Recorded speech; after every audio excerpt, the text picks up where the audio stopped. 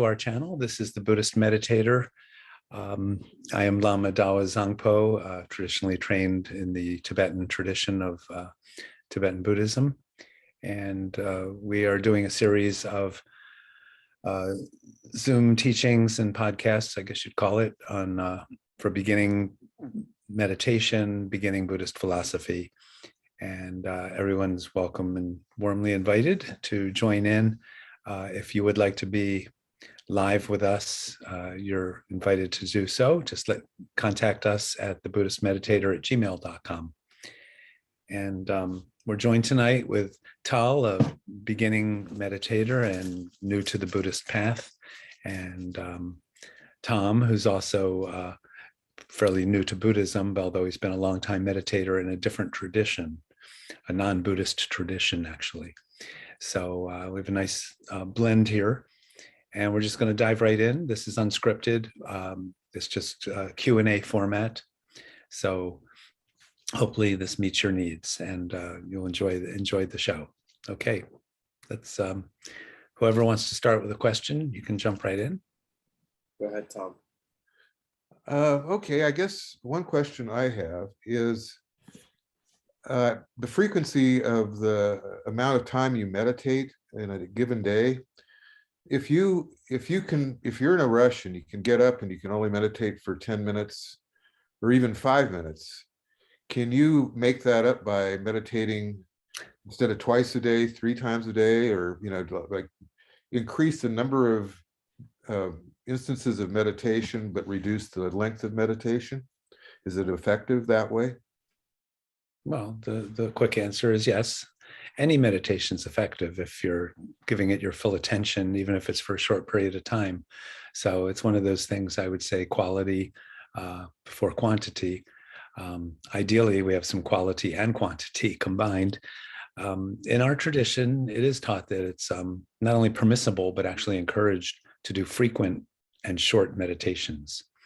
If you're a beginner and a newbie, you probably don't want to bite off more than you can chew and attempt to meditate for too long a period of time. If you're not used to it, your mind might get tight, you might get bored, you might get discouraged, and you might just stop altogether. So the idea really is to, I guess you could say, keep it short and sweet. And then once in a while, do a longer meditation and challenge yourself a little bit, build up those muscles, those meditational muscles. Actually, they're more the muscles of patience and kind of sense of commitment.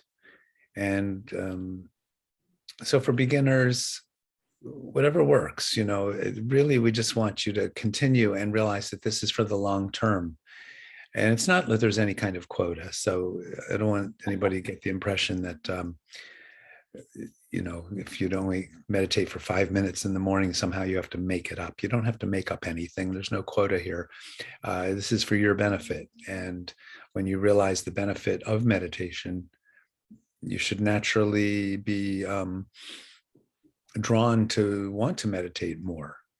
And it becomes less of a problem to get up a little bit earlier, set your alarm clock earlier, go to bed a little earlier, just try to, it's about priorities.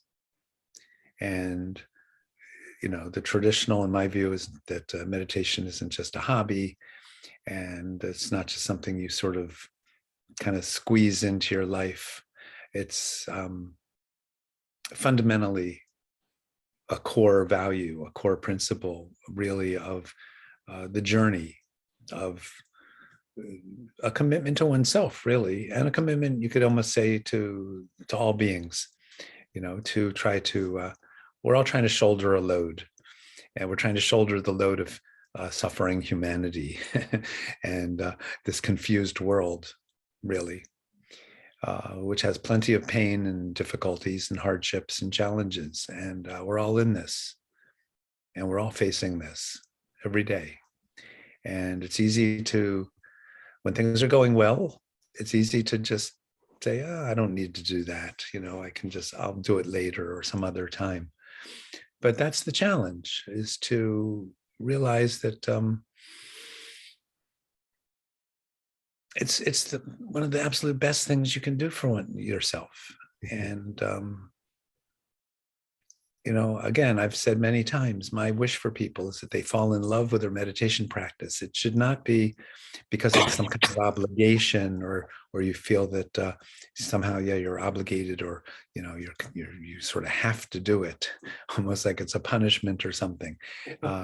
When you get into it, it's a joy. It's something that's so life enhancing and affirming, and gives so much quality into one's life. It makes your life better. Why wouldn't we want to meditate to do something that makes our life better?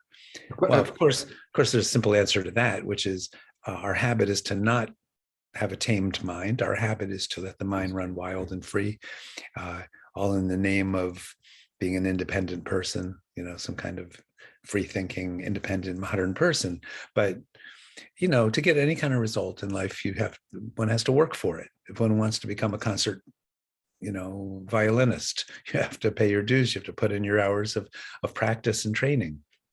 If you want to be successful in the business world, you have to really put in your time and effort and so on. So people work very hard for worldly things, and it's a little maybe more abstract and harder for some people to wrap their head around, working hard for something that may have sort of an intangible payoff, so to speak.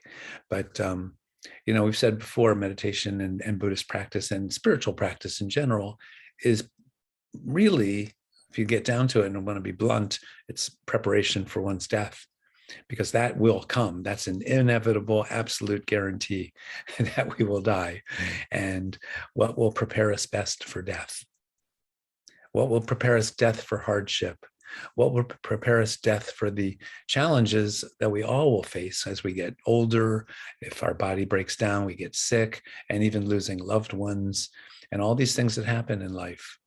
Things are going perhaps very well for us right now, but we know the likelihood is there's not going to always go well. There's going to be, sometimes we're up and sometimes we're down. And when we're down, can we prepare for that? So we can do that with gracefulness.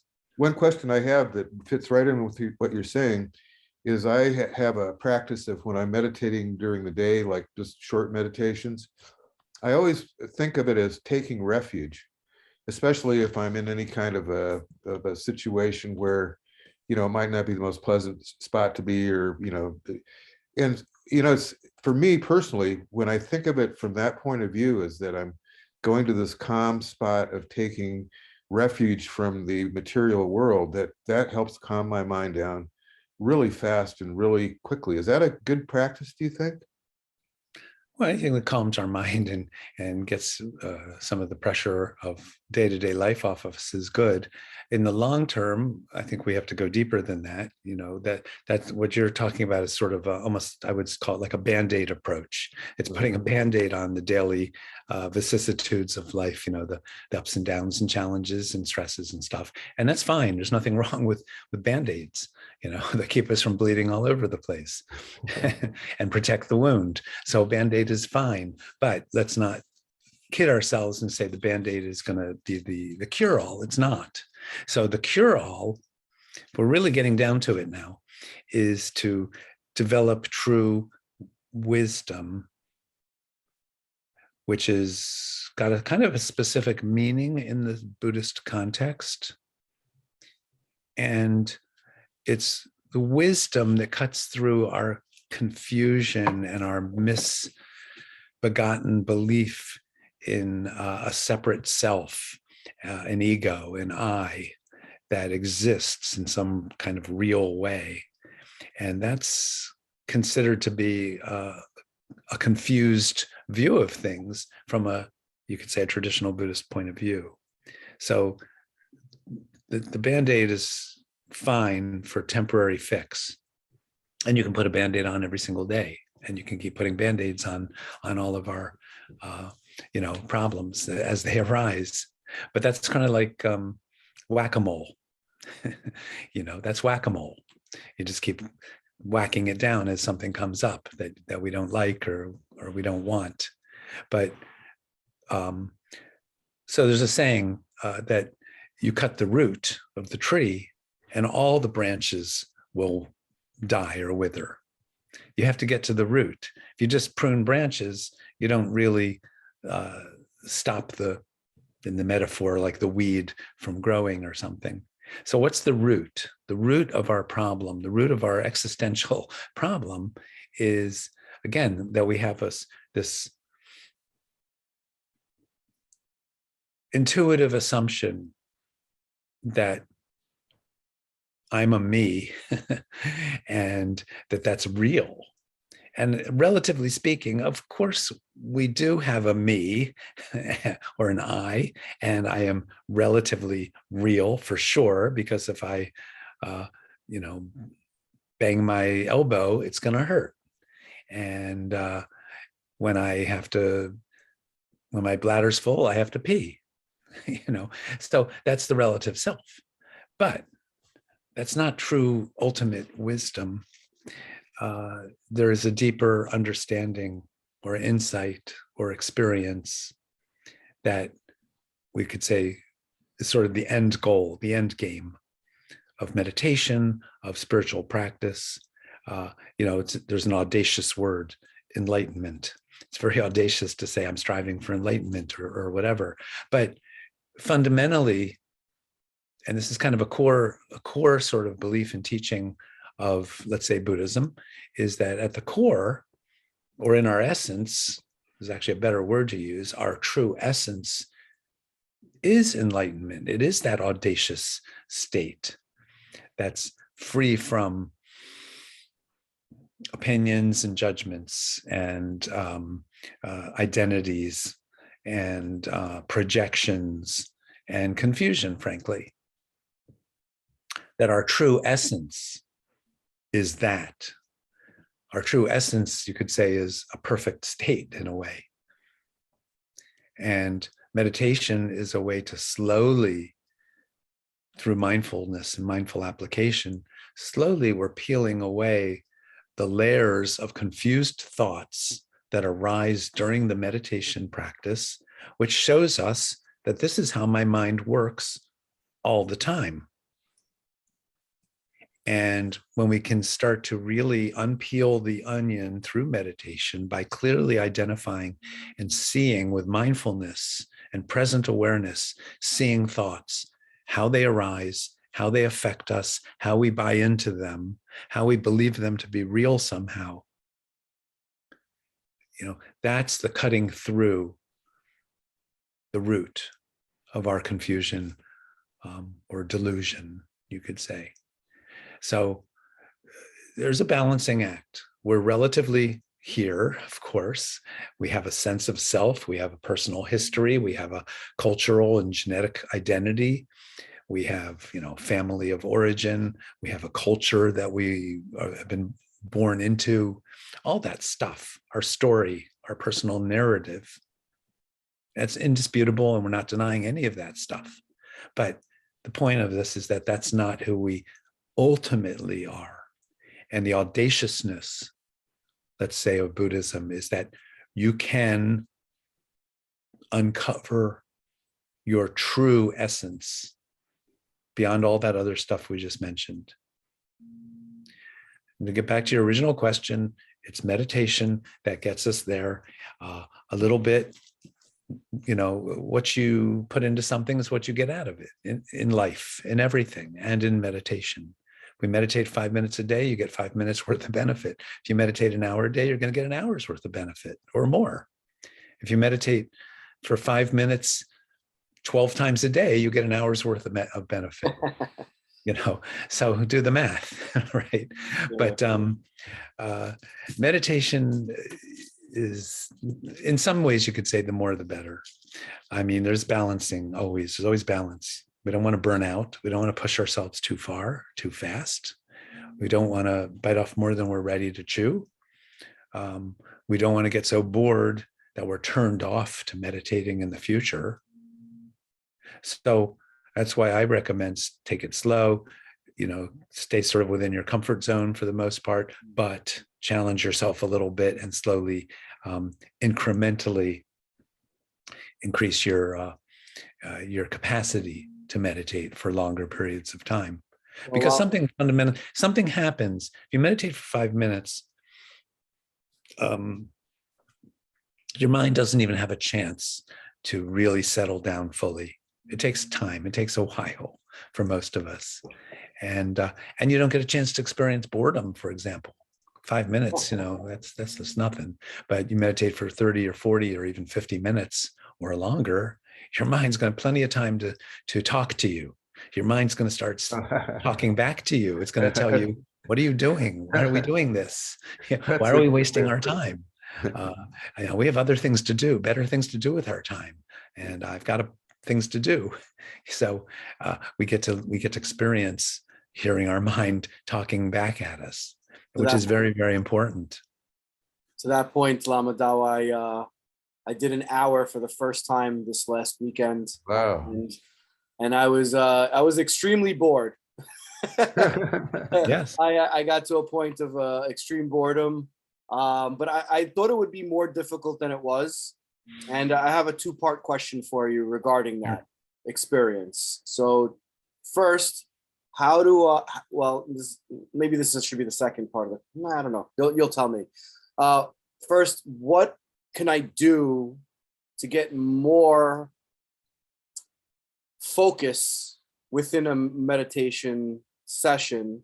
So instead of getting 1 to 10 minutes in an hour of that point of really paying attention to the breath.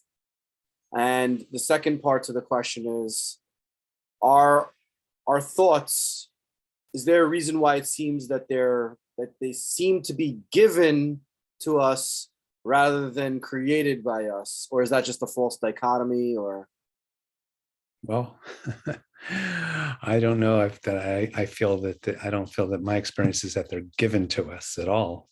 And of course, they come from us. We generate our thoughts. I think that's called taking responsibility in some sense. So let's be real. That of course the thoughts come from our mind, and they come from our habitual thinking, our habitual where our mind goes, and that's, I don't know, maybe that's not obvious to you, or maybe well, I'm not saying that it's not coming from our mind. What I'm saying is it doesn't seem, there's not an active process where I am creating these thoughts. And well, then I think you need to look deeper at that. Okay. And don't jump to any hasty conclusions about where your thoughts are coming from. That's what I mean. You've meditated one time for an hour. So be humble and go slow. And there's that beginner's mind that we've talked about, the I don't know mind, and just observe, be a scientist, be an observer, be objective, and give it space and time, and kind of come back to that a few times, or many, many times, and then we can discuss it further. So that's what I would say about that, I guess. Can inspiration be an exception to that? Because sometimes when I'm creatively inspired, I feel like it's not coming from my own mind, that it's coming from an external universal presence around me. And sometimes it can be quite overpowering. So my view, and I'm addressing both of you now, Tom and Tal, is that this is an academic kind of question, and I don't want to sound too sort of harsh, but unimportant. These are speculative kinds of questions that are actually usually advised to avoid in meditational practice. They don't get you anywhere particularly. Mm-hmm. I mean, you can try to prove me wrong, but just do the practice. I keep saying this to everyone. This is very, very important. I'm glad you guys are bringing this up. This is great. And I hope this really is a benefit to the viewers. The practice is not to indulge speculation and thinking. This is not the time for that. The practice is, now this is the point here, guys. This is the point here. This is the point. The practice is just be an observer, be an accurate observer, but you're not embellishing the observation with trying to come up with a theory or something. It's learning how to simplify. That's the key. This is where I'm trying to go with this. What we talk about endlessly is the mind wants, what we're kind of, you could say, accomplishing is a mind that we're letting come to rest. Sometimes we even use the word equilibrium, come to a sense of balance or calmness and quiet. And if you're truly observing, just observing, you will start to see that the self and the mind that's observing is itself completely unfazed by whatever the content of the thoughts are. So if we get caught up in the content of the thoughts or the meaning of the thoughts or any of that kind of stuff, we're sort of already strayed away from the core practice of bare bones awareness. We call it bare awareness. Bare in the sense of there's nothing covering it up. It's completely simple. It's naked awareness. True. And that's even a translated word, naked awareness. So what does that really mean? We have to find this out for ourselves. It takes patience. It takes cutting through the boredom in a sense, because boredom means there's nothing going on. Actually, boredom is what we want. We just don't want to fight the boredom. We don't want to tell ourselves boredom is bad. I don't like being bored. That's the storyline that we have in the back of our mind, kind of. Boredom is my enemy. I have to get rid of my boredom. That's the whole point of being a normal samsaric being, sentient being, is that we're always trying to entertain ourselves. We're trying to fill up the backdrop of boredom. We should need to embrace boredom. Boredom is your friend. Boredom is reality. It's true. That in the ultimate state of things, you could almost say nothing's happening. Now, within that nothing happening, everything happens, but don't get distracted by the everything that's happening. I think that that's a great point. And it also, when I was doing the hour long, I think I realized that I don't let myself be, meaning like there's so many distractions and so many things to occupy your mind that giving myself that hour to just let myself be was difficult. Let's say in the first, it actually wasn't so hard, but the first 20, 30 minutes was like a struggle to let myself just exist and be in the world. Good. That's great. That's perfect, Tal. That's exactly the right way to practice, and being very sort of self-honest. And that's exactly right. The thing that's often taught and said traditionally is that when someone starts to meditate properly, you could say, they think that their mind has gotten worse, that they're thinking even more than before. And people go, well, what's going on here? I'm supposed to be calming my mind, and yet I have more thoughts than ever. And what's traditionally taught is that it's not that there's more thoughts, it's that we're finally starting to notice how many thoughts we actually always have. This onslaught, this whirling tornado of thoughts that's constantly swirling around through and in and out of our minds. And that's a good thing. Start to actually notice that. For most of us, for the first time. So the first question that I asked, which was, how do we get more of that focus? Right. Well, unfortunately, the answer that nobody likes is that there's no shortcut or easy, simple answer. That's why it's called practice. That's why we have to pay our dues and develop those sort of mental muscles, in a sense, the muscles of relaxation. Now, there's another answer, which is, I'm hesitant to even go here with it, because we sometimes say it comes from, well, Tom used the word before, inadvertently in a different context, but Tom, you mentioned inspiration was the word you used. Now, in Tibetan Buddhism, again, it's a loaded word, guys, so everybody watching this, take a deep breath here. It's devotion. Now, devotion can be to a principle, it can be to the ideal of a Buddha or something. I don't know if I really want to go here tonight, because this is an audience of beginners, and beginning Westerners in particular. And we're modern Western people here in the early 21st century. And we really want to keep our independence, and we don't have blind devotion to anything. And we, rightly so, we're very suspicious of authority, et cetera, et cetera. So I'm not saying we should just blindly have some kind of devotion to something. That sounds like a cult. And I'm not talking about a cult here, but informed, being inspired, like you said, Tom, so in a traditional culture like Tibet, let's say, where there were very accomplished, great masters, great yogis, men and women who were phenomenally,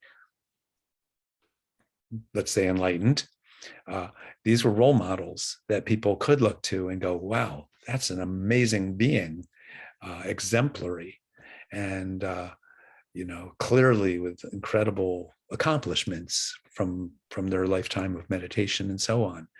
And people would naturally have some kind of faith in those people. Now, again, we've seen teachers fall from grace and abuse the whatever. I'm not talking about those kinds of teachers, obviously. But even if you don't want to go there with a living teacher, because you could say, well, we can't trust anyone these days.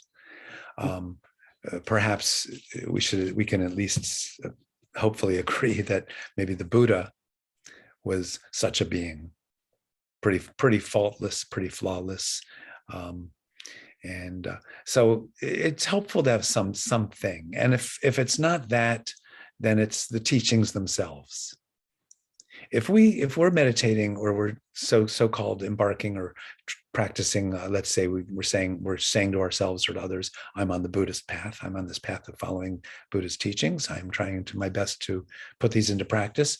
Then it doesn't make sense if we don't actually believe the teachings, or that there's some kind of real, profound truth behind them, that they're telling us the truth, that they're not deceitful teachings, that they're not lies, that they're not pulling the wool over our eyes, that kind of thing. Isn't that one of the reasons you meditate to begin with, is to find that for yourself instead of accepting it from some outside source?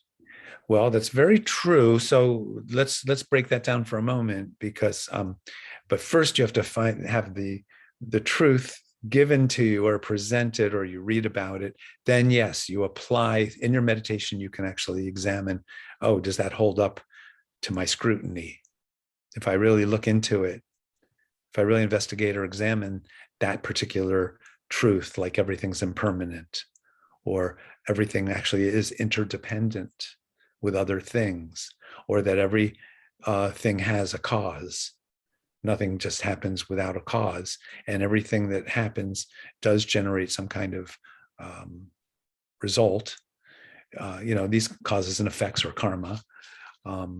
If we examine these kinds of things, these are like the four thoughts that turn the mind that we've talked about in previous videos, or that our attachments do cause our suffering ultimately, and so on and so forth. Those are the things. We have to hear those teachings first, for the most part. Then yes, in meditation, when the mind is clear and calm and really present and focused, then we can mull those things over. That's called contemplating. So traditionally, again, in the Tibetan teachings, it's said, what we do is we hear, meaning we hear or read or receive teaching or teachings.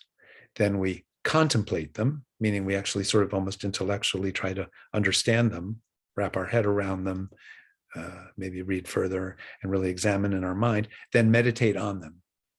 And the meditating on them is sort of where we start to let go of concepts and come to maybe almost a direct experience of those teachings. That intuitive aha moment, the aha moment, aha, I see it, I get it. It's true, I realize it, sort of experientially, not intellectually. So yeah. All right. The proof's in the pudding. We have to just go through the practice, through the process. There's no real shortcuts. I'm just summing up here.